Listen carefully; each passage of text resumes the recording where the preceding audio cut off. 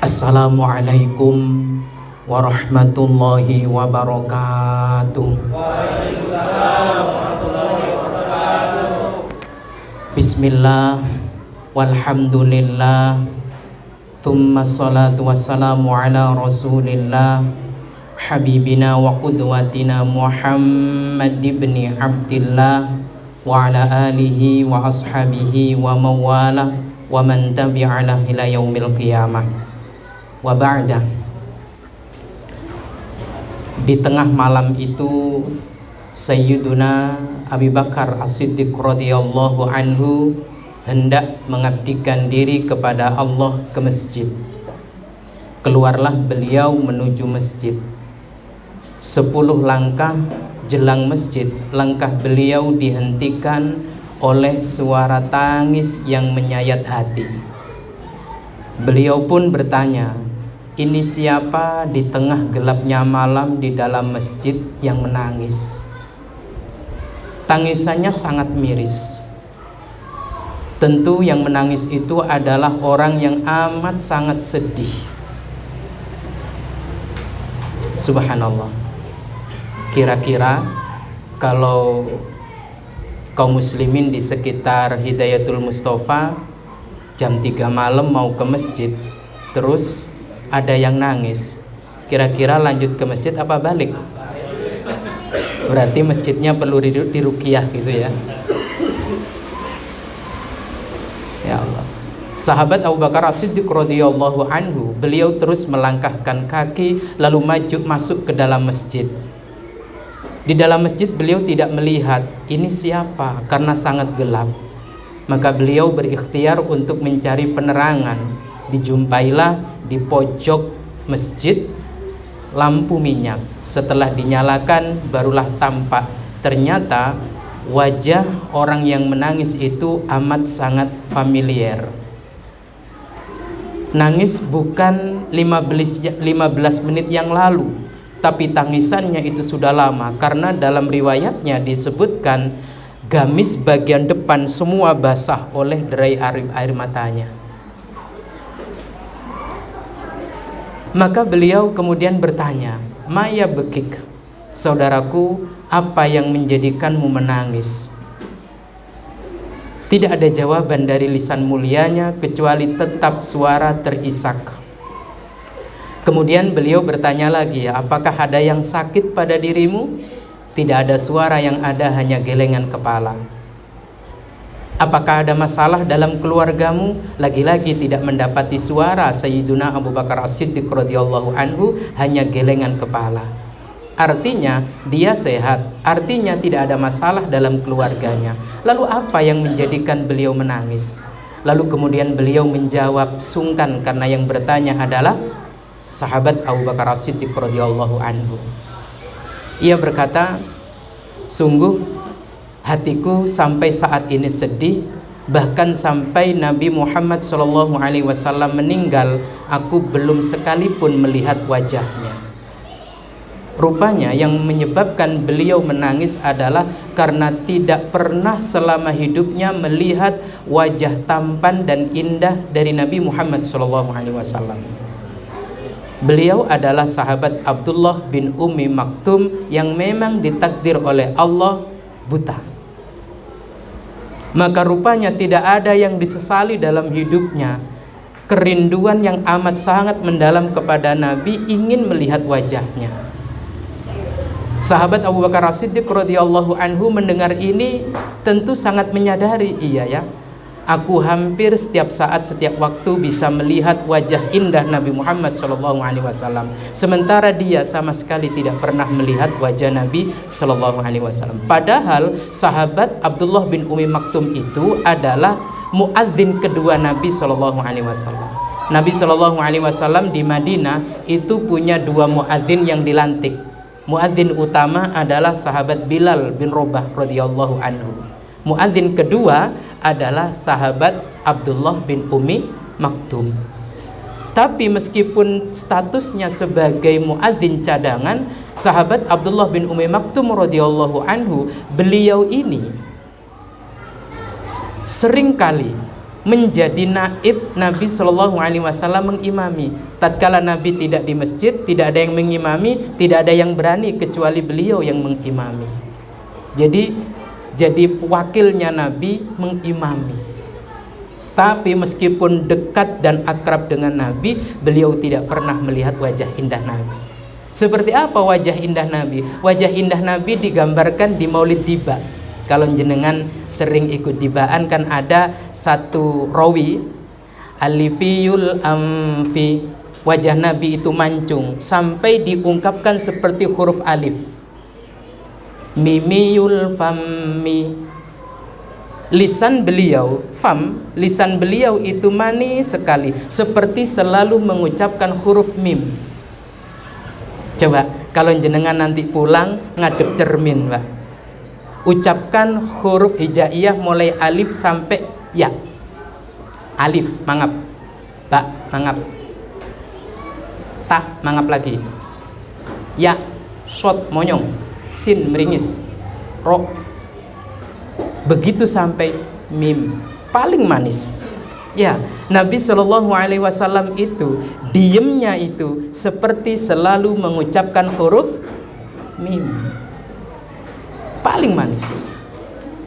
Masya Allah, sedemikian tampan dan indah, tapi Abdullah bin Umi Maktum selama hidupnya tidak bisa pernah melihatnya. Padahal sahabat Ali bin Abi Thalib itu memberikan support semangat kepada kita. Nadru wajhil alim ibadatun, melihat wajah orang alim, melihat wajah kiai itu ibadah. Melihat tok itu. Ada Yai Fakhrul Razi hadir di Hidayatul Mustafa, jenengan lihat wajah natok itu dinilai ibadah. Hadir Gus Ahmad Dhofir Zuhri memberikan nasihat, meskipun dengan nasihatnya jenengan tidak paham, tapi melihat wajah beliau saja itu sudah ibadah. Ini benar-benar kiai, benar-benar melihat wajah ulama. Nah, kalau melihat wajah ketua Nahdlatul, ketua LDNU itu nyebelin, Pak. Tahu siapa ketua LDNU? Nyebelin kan? Nyebelin. Pak Fauzi saja sebel sama saya. Cuman dia diem. Maka karena melihat wajah saya nyebelin, tidak ibadah. Yang ibadah itu cuman istri saya ketika melihat saya. Nah, kembali lagi pada kisah itu, ya Allah. Akhirnya sahabat Abu Bakar As-Siddiq dengan kecerdasan di atas rata-rata, beliau mencoba menghibur supaya berhenti dan diam. Apa? Beliau mengutip firman Allah di dalam surat Al-Isra ayat 72. A'udzubillahi minasyaitonir rajim. Wa man kana fi hadhihi a'ma fahuwa fil akhirati a'ma wa adallu sabila. Kata Allah, barang siapa yang di dunia ini dia buta, maka di akhirat nanti akan dibangkitkan dalam keadaan buta pula, dan dia akan tersesat dari jalan yang lurus. Para ulama tafsir menyebutkan barang siapa di dunia ini yang buta dengan agama, meskipun melek mata dengan agama dia buta, maka kelak di hari kiamat dibangkitkan dalam keadaan buta mata. Artinya kita kudu faham bahwasannya meski kita melek mata tapi kita buta hati, di akhirat nanti kita dibuat buta mata. Meskipun buta mata di dunia seperti sahabat Abdullah bin Umi Maktum, tapi hatinya melek. Kecintaan kepada Nabi Shallallahu Alaihi Wasallam itu bukti meleknya hati beliau. Tentu di akhirat kelak dibangkitkan dalam keadaan melek mata. Dari sini berhenti isak tangis sahabat Abdullah bin Umi Maktum radhiyallahu anhu, langsung tersenyum karena beliau faham betul, meskipun di dunia aku tidak bisa melihat wajah indah Nabi Muhammad, aku buta, tapi karena melek hati, di akhirat nanti beliau oleh Allah dihidupkan dan dibangkitkan lagi dalam keadaan melek mata. Berarti aku bisa melihat wajah Nabi Muhammad. Ya. Semula tangis menjadi senyum, semula sedih menjadi bahagia. Karena apa? Ada harapan melihat wajah indah Nabi Muhammad sallallahu alaihi wasallam. Nah, pertanyaannya adalah kita, Pak, kita ini jauh masanya dari Nabi. Kita sudah ditinggal oleh Nabi 14 abad silam. Ya kan? Jangankan ketemu melihat wajah Nabi, mimpi itu loh nggak pernah kita. Pernah mimpi ketemu Nabi? Boro-boro mimpi ketemu Nabi ya. Mimpi ketemu sahabat aja enggak, mimpi ketemu seorang alim aja enggak. Kata kiai saya dulu, sungguh beruntung orang yang dalam tidur nyenyak dan lelapnya, meski dia tidak mimpi bertemu Nabi, mimpi ketemu Habib Lutfi saja itu sudah ya Allah. Mimpi ketemu Habib Syekh saja, Allahu Akbar walillahil hamd. Ketemu Habib Jindan, ketemu Habib Novel, ketemu Habib Taufik Assegaf, ya Allah. Jangankan ketemu Nabi, tapi sekali lagi kalau kita buta hati, dalam mimpi pun kita tidak akan bertemu dengan, jangankan Nabi, keturunan Nabi aja enggak. Nah, bagaimana ciri orang itu melek hati, melek di dalam urusan agama? Dia tahu ini halal, ini haram. Yang haram dia tinggalkan jauh, yang halal dia terima. Dia tidak akan pernah mengunyah, menelan dan mencerna kecuali yang halal. Itu baru melek hati. Maka meskipun kita tidak pernah di dunia ini bertemu Nabi, besar harapannya kita nanti bertemu dengan Nabi Shallallahu Alaihi Wasallam. Kita cium tangan wanginya, kita peluk tubuh harumnya, dan kita bersanding dengan Nabi Shallallahu Alaihi Wasallam. Allahumma amin. Itulah mengapa Ramadan, ya Allah, kita itu loh jam segini lah kenyang semua toh Pak. Kenyang semua, tapi disuruh sholat sampai 20 rakaat, sampai 23 rakaat. Kenapa? Ini upaya membuat hati kita melek, Pak. Maka meskipun jenengan ngantuk-ngantuk, ayo bertahan sampai rampung 23 rakaat. Mudah-mudahan Allah memampukan kita. Karena terus dengan berdiri tegak, rukuk membungkuk, sujud bersimpu, pelan tapi pasti hati yang semula merem menjadi melek. Maaf, jangankan hati yang buta Pak, mata kelilipan saja, aduh susahnya untuk bikin terang. Betul? Naik motor begitu, ada binatang masuk ke mata kita, nggak begitu kelihatan. Apalagi yang gelap itu hati. Kenapa kita lapar-lapar siang-siang suruh baca Quran? Lagi-lagi upaya supaya melek hati. Loh, kalau hati kita melek, mata kita melek, nanti di akhirat mesti Allah itu membangkitkan kita dalam keadaan melek. Jenengan ngelihat, loh ini Pak Bukhari yang dulu ceramah itu kenal sama saya. Lah kalau sampean buta nanti di akhirat, assalamualaikum, siapa sampean gitu? Kan nggak asik. Ketemu anaknya, Pak, siapa kamu? Di dunia ngelihat anak, di akhirat nggak ngelihat anak. Itu ya Allah. Maka monggo tetap semangat. Padahal biaya hidup, kebutuhan hidup di bulan Ramadan ini besar, Pak. Meskipun porsi makan berkurang, tapi belanjakan tambah. Belum lagi minyak goreng masih ditambah lagi dengan pertamax naik. Besok demonya, jangan sekarang. Demonya besok. Kalau mau demo ya. Cuman Ramadan baca Quran aja lah. Kebutuhan sudah banyak kita keluarkan. Kenapa kita didorong? Ayo infak, ayo sodakoh, ayo zakat. Supaya kita melek hati.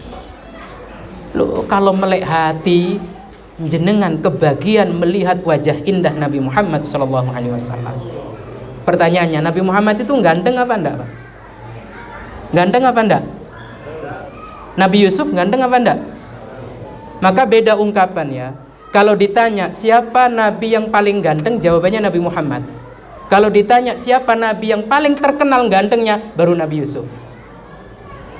Karena Nabi Yusuf dan Nabi Muhammad itu tetap Nabi Muhammad menang dalam hal gantengnya. Kayak saya dulu menggambarkan, seumpama Allah itu menciptakan ganteng segini, ya, separuh ini untuk Nabi Muhammad, yang seperempat untuk Nabi Yusuf, yang seperempat ini didumroto Bukhari, Pak Fauzi, Ustadz Randa, Ustadz Amin, ya termasuk jenengan semua. Ini seperempat royoan, Pak. Cuman memang jatah ganteng kita itu kalah banyak dengan Cristiano Ronaldo. Ya, kalah banyak. Dia kebagian banyak, kita kebagian dikit. Mungkin orang tua kita ngantrinya belakangan. Akhirnya ya begini. Maka ibu-ibu syukuri ya, kalau suami jenengan kayak gitu-gitu, maklum seperempat dibagi rata. Nabi Muhammad separuh, Nabi Yusuf itu seperempat. Makanya terkenal karena karena Rasulullah sallallahu alaihi wasallam ahsanan nasi khalqan wa khuluqan. Rasulullah sallallahu alaihi wasallam itu secara fisik wow, keren, cakep. Akhlaknya pun keren dan cakep. Kenapa Nabi Yusuf itu lebih terkenal ganteng? Karena tampannya Nabi Yusuf itu diiringi dengan fitnah. Apa fitnahnya?